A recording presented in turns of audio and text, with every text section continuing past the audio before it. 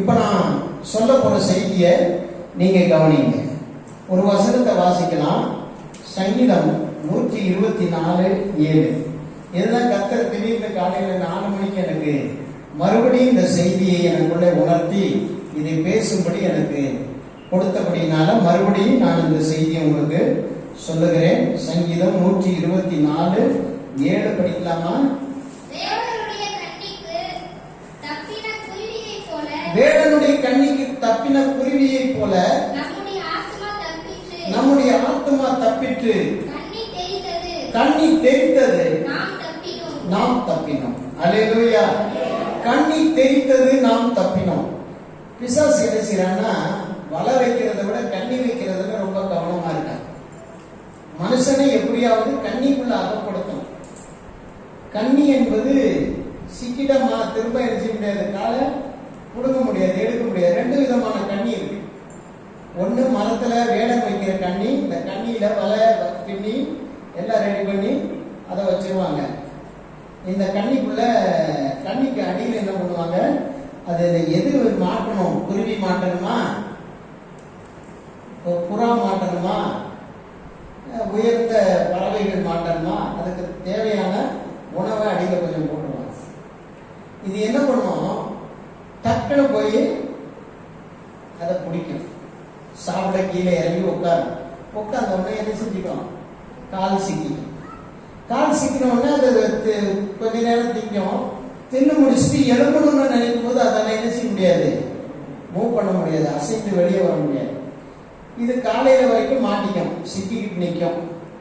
உடனே காலையில அந்த கண்ணியை வைத்த வேடன் வந்து அந்த புறாவையோ குருவியையோ லாபகமா பிடித்து கட்டி தூக்கிட்டு போயிடும், தனக்கு ஆதாயமா தூக்கிட்டு போயிடும். இன்னைக்கு தேவனுடைய பிள்ளைகளாகி நமக்கும் நம்முடைய ஆத்மாவுக்கு விரோதமாக எத்தனையோ விதமான கண்ணிகள் இருக்கு. இந்த கண்ணிகளுக்கு தேவன் நம்மை தப்புவித்து வருகிறார். கண்ணிகளை அறுத்து அறுத்து தப்பித்து வருகிறார். நாம கண்ணிகளிலே எத்தனை நாள் போய் சிக்கிறது பாருங்க. இந்த இஸ்ரவேல் மக்கள் தேவனுடைய பிள்ளைகள் அந்த வனாந்தரத்துல போய் சிக்கிக்காதபடிக்கு ஆண்டவர் என்ன பண்ணாரு, அந்த புயலை அனுப்பி அந்த கண்ணியை வெளிப்படுத்தி அதை ஒன்றுமில்லாம ஆக்கினார். உங்க வாழ்க்கையில எத்தனை கண்ணிகள் இருக்கு உங்களுக்கு தெரியாது. கண்ணிங்கிறது கண்ணுக்கு தெரியாது. வலையை கூட மாட்டு கண்டுபிடிச்சிடலாம், கண்ணியை கண்டுபிடிக்க முடியாது. கண்ணி என்பது ரகசியமாக வைக்கப்படுகிற ஒரு ஆபத்தான சிக்கல், ஆபத்தான ஒரு சிக்கல். சரி, இப்ப நாம இன்னைக்கு ஒரு 9 விதமான கண்ணிகளை பார்க்க போறோம். அல்லேலூயா. எத்தனை விதமான கண்ணி? 9 விதமான கண்ணிகளை பார்க்க போறோம். முதலாவது சங்கீதம் 18:5 பார்க்கும்போது மரண கண்ணி. மரண கண்ணி என்னை சுற்றி கொண்டது. அதை படிங்க. சங்கீதம் 18:5. பாதாள கட்டுகள் என்னை சூழ்ந்து கொண்டது, மரண கண்ணிகள் என் மேல் விழுந்தது. அப்ப முதலாவது இந்த உலகத்துல எத்தனையோ விதமான கண்ணிகள்ல மரண கண்ணின்னு உண்டு. நம்மளை எப்படியாவது சாகடிக்கிறதுக்கு ஒரு கண்ணியை வச்சு சத்துரு எதிர்பார்த்துட்டு இருக்காங்க. அல்லேலூயா, அல்லேலூயா. நாம அந்த கண்ணிகளுக்கு தப்பணுமா வேண்டாம்? தப்பிக்கிறோம்ல. இந்த மரண கண்ணிகளை அறுக்கிறவர் யாரு? நம்ம ஆண்டவர். அல்லேலூயா. மரண கண்ணிகள் சொல்லும் போது எத்தனையோ விதமான ஆபத்துகள், விபத்துகள், சூனியங்கள், பாதிப்புகள், பிசாசுடைய நேர்முக போராட்டம், மறைமுக போராட்டம், இப்படி பலவிதமான போராட்டங்கள். இப்படிப்பட்ட போராட்டங்கள் இதெல்லாம் கர்த்தர் நம்மை விடுவிக்கிற போதுதான். ஆனா நம்ம கண்ணியை குறித்து அறிந்து கொள்ள வேண்டும். கர்த்தரிடத்துல டெய்லி ஜெபிக்கணும். ஆண்டவரிடத்துல எனக்கு எதிராக இருக்கிற கண்ணிகளை கர்த்தர் முறியடிக்கும்படி, தெரிக்க பண்ணும்படி ஜெபிக்கணும். அல்லேலூயா. எப்ப தெரிக்கும்? அவருடைய அக்கினி இறக்கும் போதுதான் தெரிக்கும். அல்லேலூயா. சரி, உங்க வாழ்க்கையில எத்தனை விதமான கண்ணிகள்லாம் வந்திருக்கு இன்னைக்கு யோசனை பண்ணி பார்த்தா உங்களுக்கு நல்லாவே தெரியும். நீங்க கண்ணிகளை அறிந்து கண்டுபிடிச்சு அதை அழிக்கணும். இல்லைன்னா ஆண்டோடைய கருத்துல அந்த கண்ணியை சொல்லி, ஏசப்பா இப்படி ஒரு கண்ணி எனக்கு விரோதமாக இருக்கு, இதிலிருந்து நான் விடுபட வேண்டும், எனக்கு ஆண்டவர் தான் உதவி செய்யணும்னு ஒப்புக்கொடுக்கணும். ஆமென். அல்லேலூயா. முதலாவது மரண கண்ணி. இரண்டாவது சங்கீதம் 69:2 படிங்க. 69:2 அவர்களுடைய பந்தியாகிய கண்ணி அப்படின்னு எடுத்திருக்கும். பந்தி. சங்கீதம் 69:2 ஆழமான உலகில்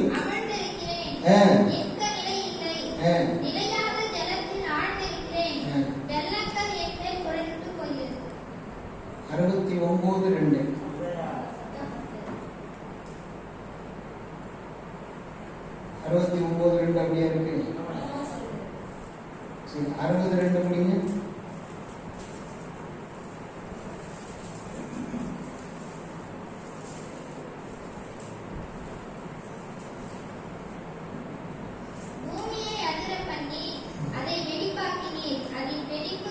இல்ல சங்கீதம் 91:3 படி. சங்கீதம் 91:3 அவர் உன்னை வேடனுடைய கண்ணிக்கும் பாழாக்கும் கொள்ளை நோக்கும் தப்புவிப்பார். கவனிங்க. இரண்டாவது நான் சொல்றது வேடனுடைய கண்ணி. என்ன கண்ணி? வேடனுடைய கண்ணி. வேடனுடைய கண்ணினா என்னது? வேடன்னா யாரு? வேட்டையாடுகிறவன். பிசாசு நம்மை விரட்டி விரட்டி வேட்டையாடி நம்ம எப்படியாவது குடிப்பதற்காக காத்திருக்கிறான். வேடனுடைய கண்ணி. அல்லேலூயா. இப்ப இந்த வேடனுடைய கண்ணி எப்படி இருக்கு தெரியுமா? ரகசியமா வைக்கப்பட்டுட்டு அவன் ஒரு இடத்துல இருப்பான்.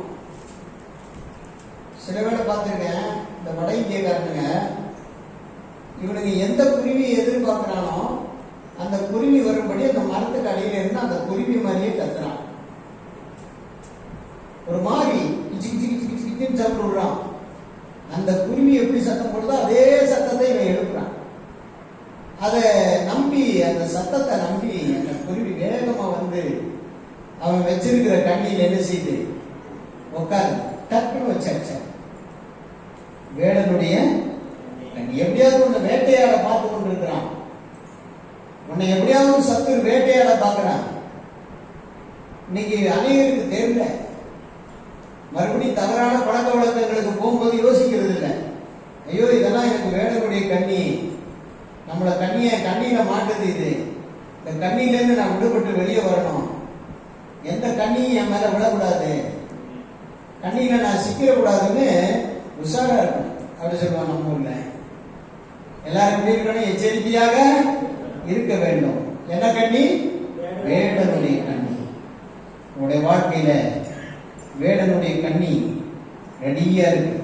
ஆனா கர்த்தர் உங்களோடு இருந்தா அவர் கண்ணியை தெரிக்கடிப்பார். கண்ணி தெரித்தது நாம் தப்பினோம் என்று நீங்க சாட்சி சொல்ற அளவுக்கு கர்த்தர் உங்களை உயர்த்துவார். ஆமென். மூன்றாவது ஒரு வசனத்தை நாம் வாசிக்கலாம். சங்கீதம் 106:36. சங்கீதம் 106:36. அவர்களுடைய விக்கிரகங்களை சேவித்தார்கள், அவைகள் அவர்களுக்கு கன்னியாயிற்று. அல்லேலூயா. விக்கிரகங்களை சேவிக்கிறவர்களுக்கு விக்கிரகம் ஒரு கன்னியாக மாறும். ஏன்னா விக்கிரகத்துல கிரியை செய்கிறது அத்தனையுமே பிசாசு. விக்கிரகத்துல கிரியை செய்கிற அத்தனையுமே என்னதுதான்? பிசாசு. கன்னி போய் விக்கிரகத்துல போய் மந்திரம் பண்ணி, விக்கிரகத்துல போய் மாலை போட்டு, விக்கிரகத்தை போய் வணங்கி, விக்கிரகத்துக்கு மனுபவத்தை கொளுத்தி,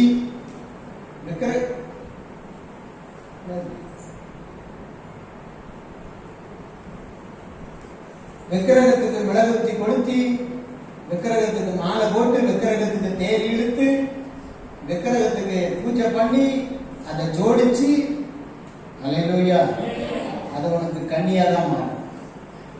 இன்னைக்கு யாரு மனுஷனுடைய போட்டோக்களை வச்சு மாலை போட்ட அனுதினமும் அதுக்கு அமாவாசை போட்டு இருக்காங்க. போட்டோ வச்சு நினைவு வைக்க வேண்டியதுதான். அல்லேலூயா. நினைவு கண்டிப்பா நமக்கு தேவை. நம்முடைய முன்னோர்களுடைய போட்டோ எல்லாம் வீட்டில் இருக்கலாம், ஒன்றும் இல்லை. அவங்கெல்லாம் நம்மளை பெற்றவங்க, வளர்த்தவங்க, வாழ வச்சவங்க. ஆனா அந்த போட்டோவை நீ வணங்குகிறாயா? அது உனக்கு கண்ணியாக. அட இயேசுநாதர் சிலையை வச்சு, சிலுவையை வச்சு கழுத்துல மாட்டிக்கிட்டு அதை ஒரு அடையாளமாக்கி அதுக்கு ஒரு வழிபாடு செஞ்சா அதுவும் என்னதுதான்? கண்ணிதான். இயேசு போட்டா வச்சிருந்தாலே கண்ணிதான். இயேசு போட்டா, மாதா போட்டா, சிலுவை போட்டா, சிலுவை சிலை எல்லாம் கண்ணிதான். இந்த கண்ணி என்ன செய்யும்? என்ன செய்யும்? கண்ணியாமா. விக்கிரக ஆராதனை கண்ணியாகமா. விக்கிரக ஆராதனை, பொருளாசையாகிய விக்கிரக ஆராதனை. இன்னைக்கு அநேகருக்கு பொருள் மேல ஆசை, பல பொருட்கள் மேல ஆசை. சிலருக்கு செல்போன் மேல ஆசை, அது ஒரு விக்கிரகம். சிலருக்கு நண்பர்கள் மேல கொள்ள உயிர், அவன் என்ன சொன்னாலும் கேட்பான். கழுத்தா எடுத்துக்கன்னா கழுத்தா எடுத்துப்பான். சிலருக்கு மண் ஆசை, சிலருக்கு பெண் ஆசை, சிலருக்கு சூதாட்டத்து மேல ஆசை. அதெல்லாம் விக்கிரக ஆராதனைன்னு அர்த்தம். சிலவன் சொன்னாதான் சிலவன் கேட்பான். ஊழியக்கார சொன்ன கூட கேட்க மாட்டாங்க. அது அவனுக்கு என்னதான் மாறும்போது? கண்ணியா மாறும்போது. அல்லேலூயா. விக்கிரக ஆராதனை ஆகிய கண்ணி, பொருளாசையாகிய விக்கிரக ஆராதனை. அப்போ பொருளாசை ஒரு மனிதனை அழிச்சு. இப்படிப்பட்ட கண்ணிகளில் இருந்து நாம விடுபட்டு வாழ வேண்டும் என்பது தேவனுடைய சித்தம். அல்லேலூயா. அடுத்தது நாம் ஒரு வசனத்தை படிக்க போறோம். சங்கீதம் 141:9.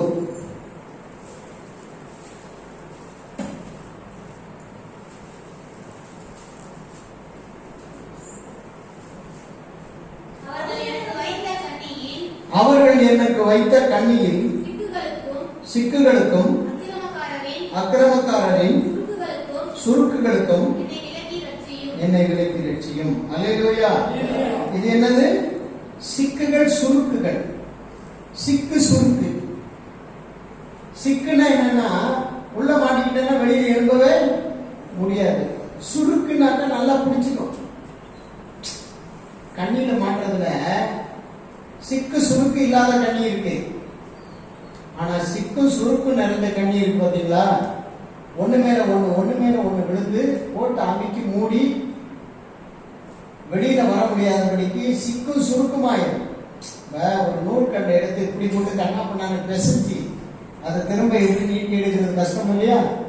அதே போல நம்ம வாழ்க்கையில போட்டு சன்னல் பின்னல் ஆக்கி சிக்கு சுருக்குமா நம்மளை மாத்தி நம்ம என்ன செஞ்சிடும்? அடிச்சோம். சிக்கு சுருக்குமாகிய பல பிரச்சனைகள் இந்த உலகத்தில் இருக்கு. கடன் ஒரு சிக்கு. அல்லேலூயா. விபச்சாரம், வேசித்தனம், குடி ஒரு சுருக்கு. பொய், திருட்டு, களவு ஒரு சுருக்கு. கீழ்ப்படியாமை, ஒரு மந்த வாழ்க்கை, ஒரு அந்தகாரமான வாழ்க்கை, ஒரு சுருக்கு, ஒரு சிக்கு. சிக்கலும் சுருக்களும் ஆகிய கண்ணி. இன்னைக்கு அநேக விசுவாசிகள் அதில் மாட்டிக்கிட்டாங்க. அவங்களால எழும்ப முடியல. சிக்குக்குள்ள சுருக்குக்குள்ளேயே கிடக்குறாங்க. பைபிள் ஸ்டடி கூப்பிட்டா அவங்களால எழுப்பி வர முடியல. உபவாச ஜெபத்துக்கு கூப்பிட்டா எழுப்பி வர முடியல. வரதான் சொல்றாங்க, அது முடியல. சிக்கு சுருக்கமாகிய கண்ணிக்குள்ள மாட்டி கிடக்குறாங்க. அவங்களால அவங்கள எல்லாம் அதுல இருந்து விடுவிச்சு வர முடியாது. ஏன்னா ஒண்ணு போனா ஒண்ணு வந்து அவங்கள கூட சுருக்கி பிடிச்சிடும். சிக்கு சுருக்கமாகிய கண்ணி. அல்லேலூயா. நீ இதை உணரணும்.